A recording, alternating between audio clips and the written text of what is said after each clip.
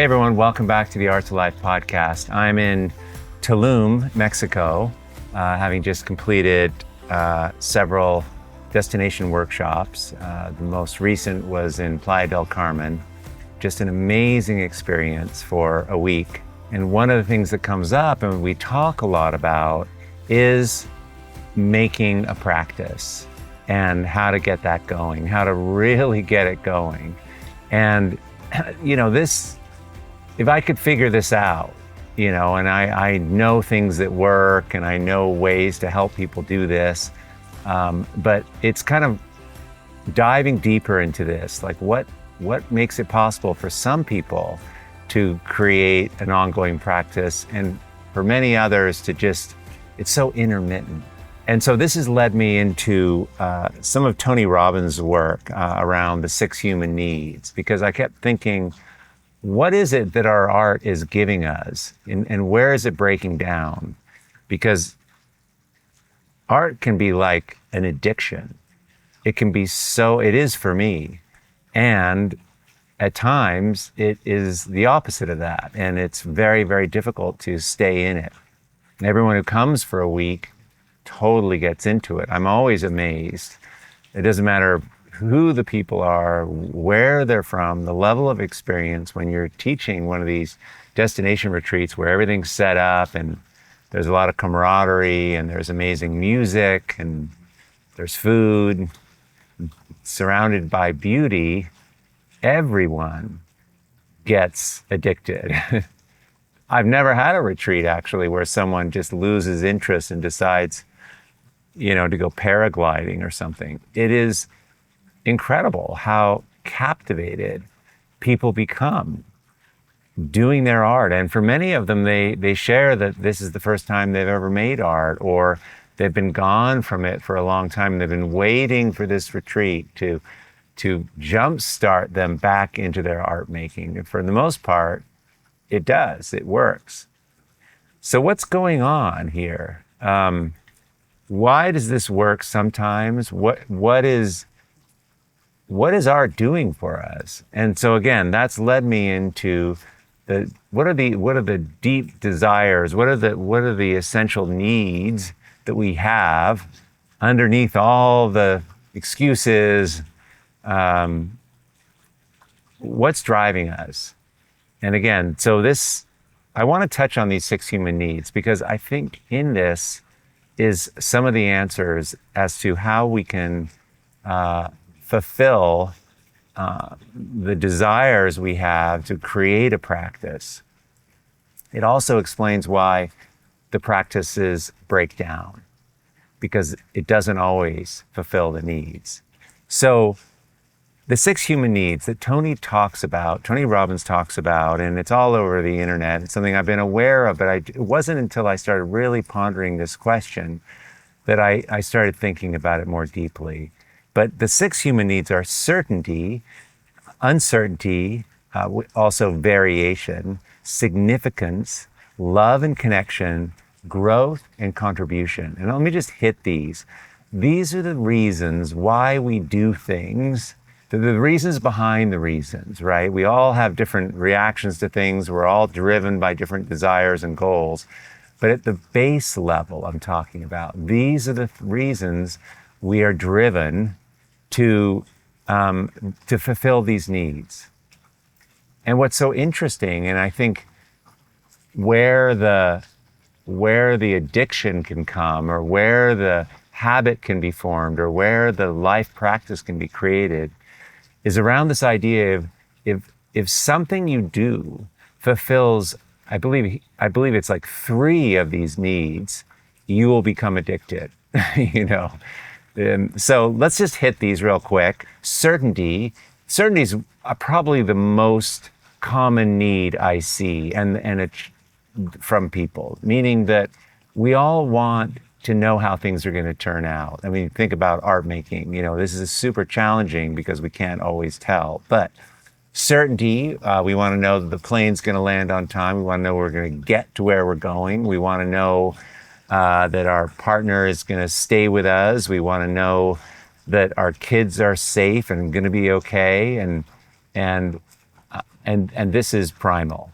It's around safety. That makes total sense. And we're all hardwired because what? If we don't have certainty, then we're at danger, there's risk, and we can suffer and possibly die. So it makes sense that this is certainly one of the six. The second one, interestingly, is uncertainty. We need to sometimes feel that we don't know what's going to happen. And it's also called variation. And as you know, one of my big fundamental teaching in Art2Life is differences. And this is why differences is such an essential need or such an attraction to people, because differences, variation, experiencing something you haven't before, surprises, things that happen in our art that we weren't expecting, it's so appealing. And it's what brings us alive. We love that. It's like, jumping off the high dive. It really, we know we're going to make it, but we're not entirely sure when we jump off. There's uncertainty.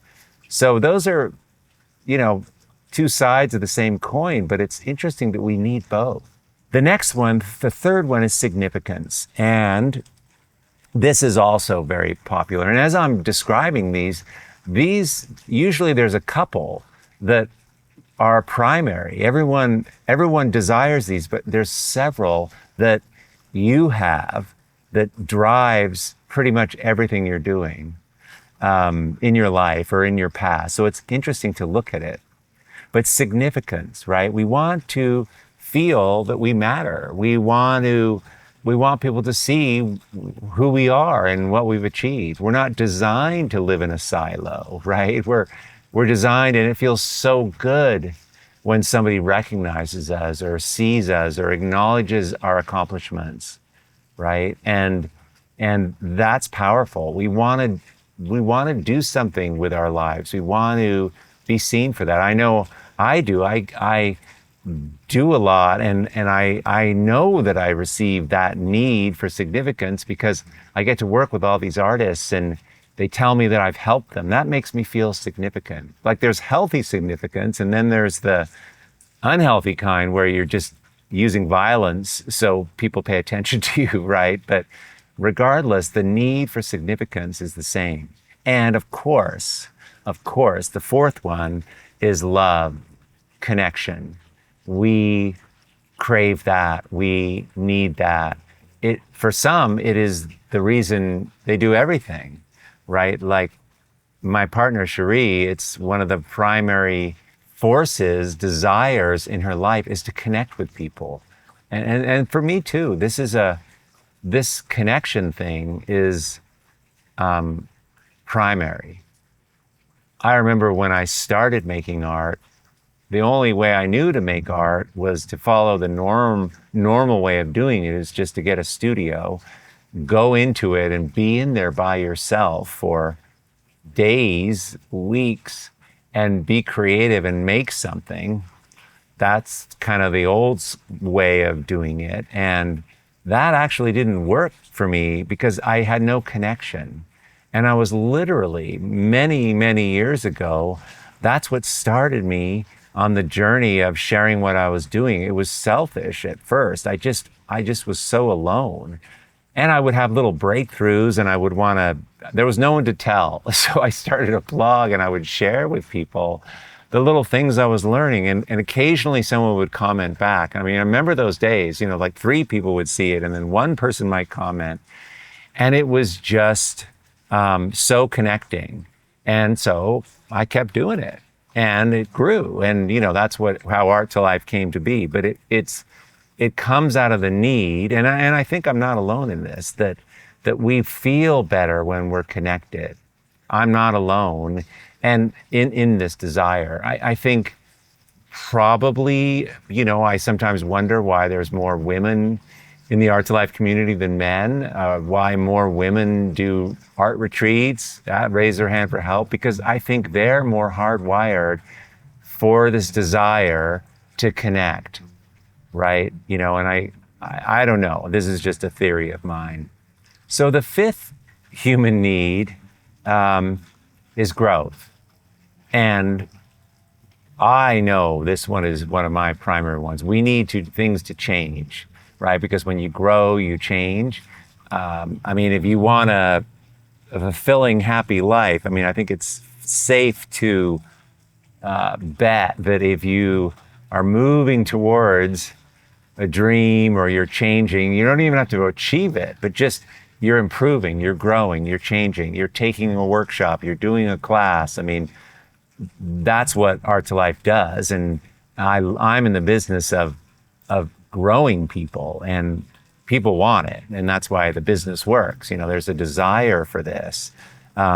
So that can be a motivating factor for so many people. And it's always at different stages of your life. You know, suddenly the way things have been, we see this in jobs where suddenly what you've been doing for 10 years at one time was amazing, but then it becomes the same after so many years, and you literally can't stay in the job. You might have the amazing salary, you might have had tremendous success, and of course, we see this with artists.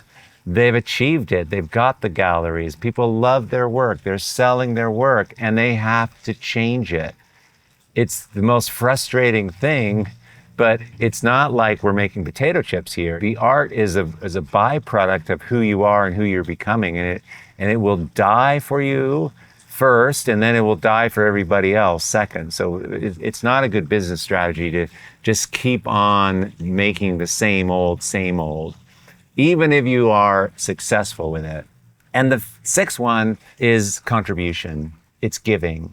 It's participating, right? You know, this is huge for me. I love that I help people, right? I think there's something around when amazing things happen. I mean, this was, for me, what started teaching was I just couldn't believe what was happening in these paintings, or I achieved something, you know, I like finally figured something out.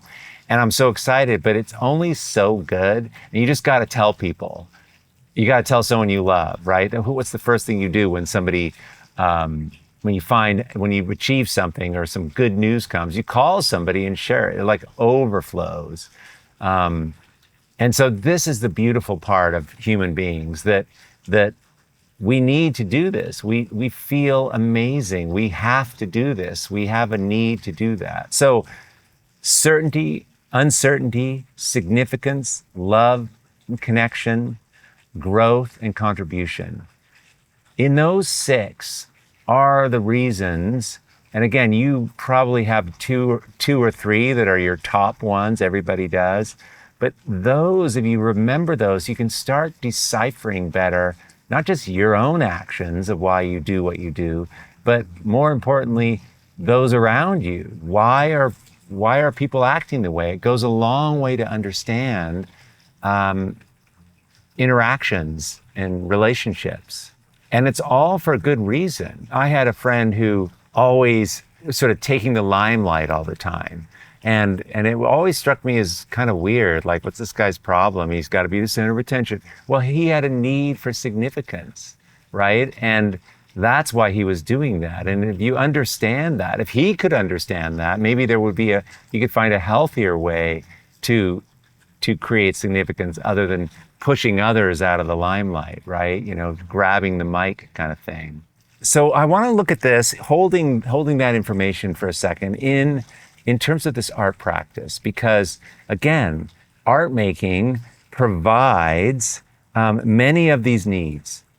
And if we can achieve these needs with our art, we'll become addicted. We will keep doing this, and the art's going to get better and better, and all the things that happen when you have a sustainable art practice. Again, 3 of these 6 human needs, that activity will become an addiction. So let's look at this in terms of art, because the challenges around it, yes, obviously art making can work and fulfill these things, but it also can kind of backfire, can create uncertainty. We don't know how it's going to come out. But for a lot of people, and I work with people like this all the time, it drives them nuts. There's no certainty. They want a formula. They don't like the fact that they don't like how this is going to they don't know, and they want to know. It's not like life. They think it is. They want it to be they think they want it to be so it all works out, they can control it. But I mean, it would bore them to tears because it would be too certain.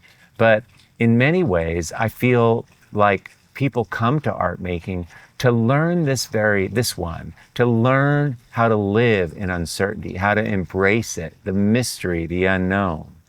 But when we're thinking of making art and we're focused on the outcome, which many of us are, it drives you nuts. And so that doesn't work. There is no certainty, and it's hard. It becomes hard to make art. And when we focus on the outcome and we white knuckle it, the outcome usually isn't very good. And then we don't like it. We don't like what we make. It's the worst feeling. And then that gives us the feeling that we're not progressing. There is no growth. I just made another ugly painting. I've made 10 of these in the last 2 weeks.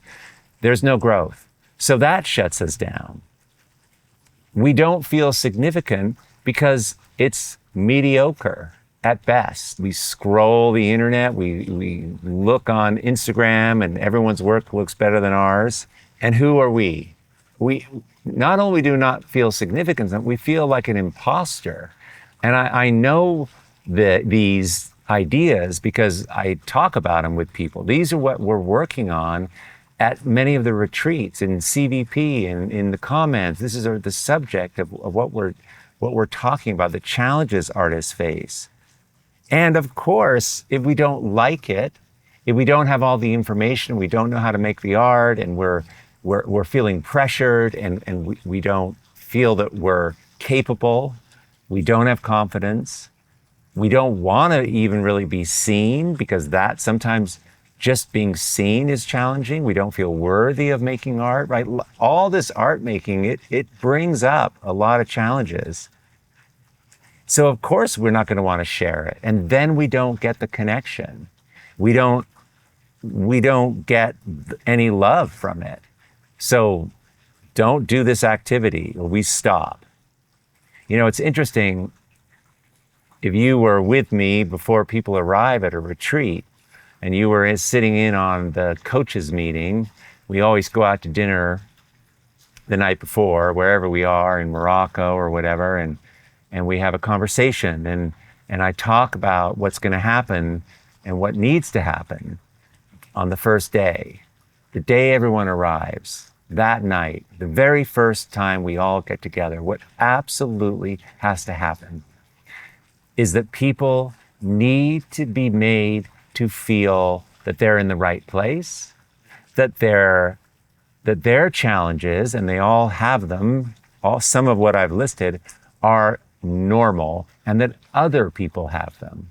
So they're in a room with people who have challenges like them, so they belong, and that we talk about these things in such a way that they're actually really easy to overcome, which is true.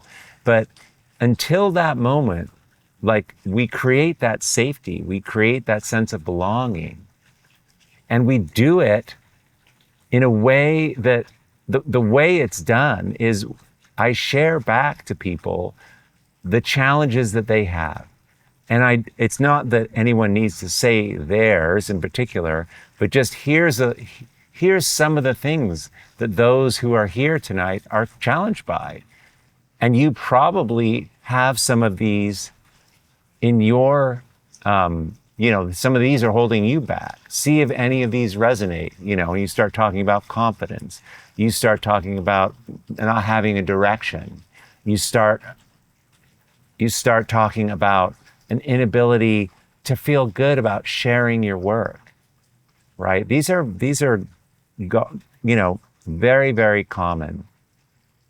So that's the very first thing we do, is create that. And that unlocks people. Why? Because they feel normal, and they are normal. But until they arrive, they've been sitting at home in their studios by themselves thinking something's wrong with them. When in actual fact, the creative process, that's what we're doing. That's what we're overcoming. We're becoming a new version of ourselves to make the amazing art. That's what first has to happen. That's what makes Art2Life, Art2Life. That's what makes the the progress so incredible. It's not that people are learning color or principles, and yes, we teach all that, but we're giving people a newer, more possible way of being that allow a new identity, in a sense, to create the amazing art they dream of. And actually, that's easier to do and faster than learning complementary colors, which you have to do too, but you can get results really quick in 7 days, which we do. So it's really interesting, right? So the very thing that art can fulfill us, the very essential needs that we have, backfires when it comes to art making, right? It does the opposite. So how do we make this a practice? How do we make this fulfill our needs? Well, we have to reframe the perception and the process of art making. And that's what I do in Art2Life. That's what Art2Life's about. We reframe. We are teaching a way of being. We're reframing and changing your perception of what art is.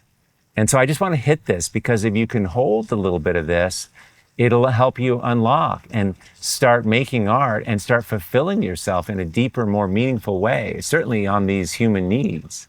Because if you can get 3 of them going, you won't have a choice. You're going to keep making art. And that's beautiful, because I know if that happens, the rest is history. You're going to get better and better, and all the opportunities and all the things can start happening. Number 1, so the process, a new process of art making needs to be used. And I call it the bloom practice. This is a way, an approach of art making. And I've done this since I've gone over it a little bit. I go over it massively in the retreats. But it's a process where we prioritize the feelings we want to hold more than the outcome. We want to connect first and foremost. There's 5 steps. The first being connect to how you're feeling, which brings up all kinds of emotions and feelings, but what is the desired feeling I want to have? How do I want to feel? How do I want this art to feel? How do I want to feel when I'm making art? Is it wild? Is it mysterious? Is it dark? Is it playful? Right? We have to connect to how we want to be, how we're actually being. If we want our art to feel like ours, then we have to connect it to something. It can't just be conceptual. It has to be rooted in not the brain thinking, but the way we're feeling, the embodied feeling we have of ourselves.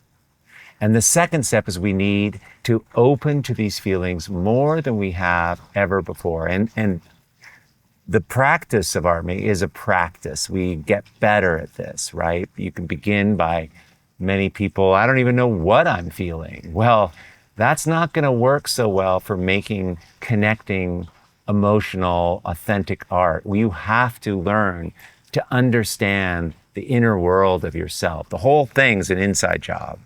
But we need to open ourselves. The second step is to open ourselves more than we ever have to the desired feelings we want to have, to crack open to it. And then we want to begin. And we don't begin by striving to make something. We simply play in it.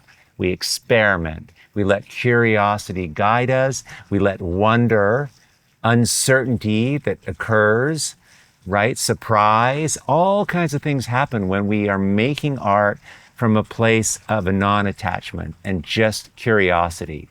It is so much fun. And the reason it's fun because there's no pressure and we get to just be more ourselves. And if we're more ourselves, we're going to have a higher likelihood that we're going to like what we make. The art that comes out of these first 3 steps in the bloom practice is friggin' amazing. I have rearranged the entire way I teach the Art2Life content because of this phenomenal kind of progress that could be made without any education, without any principles or rules, trying to think of things. It's not thinking, it's feeling. allowing curiosity in. So right there, you're going to feel more connected. You're going to feel more certainty, because what happens is your art becomes better. You'll like more of what you make. And you certainly have uncertainty baked in, the healthy kind, enough to keep you interested. And there's growth because you improve. Your art improves quickly doing this. Playing is a skill, it turns out. The more you do, the better you get at it. And it's very connecting when you share this work, when somebody sees it, because it is truly who you are, right? If you share something that is of your own, that really feels like you, and you post it on Instagram and somebody likes it, and it really feels like you're going to like it more. You're more likely to share it, right? And get that connection from others. And why will other people connect with it? They're going to connect to it because they're looking for variation. They're looking for differences. They're looking for something new and different. They're tired of making their own art. I mean, what I gain from walking around the room at a retreat and getting to see all the things people make, I mean, I'm the luckiest guy in the room. I get to be around all this art all week that's new and different and personal. And it's art that I would never be able to make. And it inspires me, and it changes my art. It makes it more possible for me to do my art. It gives me hope and faith. And just to complete the loop, the next stage after, when we're talking about the bloom practice, 5 steps to the unfurling, the unfolding of becoming yourself, right? How do we use art to become more ourselves? Step 1, connect to feelings. Step 2, open to those feelings. Step 3, play. Step 4, then we create. And we bring in all the principles, and we take what we love and we amplify differences. And there's a whole body of knowledge around this step, but it's the art making, it's the turning it into, it's the finishing the art. It's making a thing that's new and different and powerful. And the 5th stage in this is about curation, right? Like, how do we think about this, what we've learned? How can we use that to curate and make decisions about what we're going to make next? But suddenly we have a new process of art making that qualifies, that brings in that accomplishes and gives us these needs. It provides these essential human needs. This is a new perception about art making, that suddenly it's not about the kind of art, like, it's not about creating art that looks like Richard Diebenkorn, or that you have to be amazing and you're just starting out. This is about making sure you're growing and changing, and if you enjoy the process of becoming, suddenly you're in. It's no longer about the outcome so much. And what I'm sharing with you will give you better and faster outcomes, but it's not about that. So you have this flips art making on its head. The idea that you have to be talented, that there's some people who are talented and some people are not, I debunk that entirely. That has nothing to do with anything that doesn't exist. Anybody can make art that's powerful, personal. Creativity comes hardwired into the operating system of every single human being. And I've spent my life proving that. So this is a shift in perception. And the 4th one is around this style thing, right? That your art's going to be more authentic, more connecting if you make it based on how you're feeling. If you connect more to yourself, the art will be more powerful and it will be like you. And because you're utterly, totally different, your work will have a look unlike anybody else's. Call it a style, call it your signature.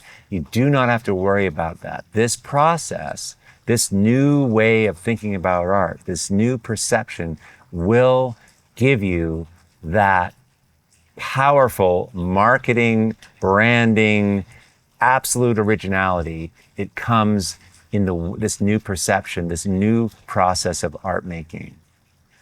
And the 5th one here around connection, right? Obviously, you're going to feel more able to post things, share things, but I believe that art making is better when it's done with friends. I've created the studio.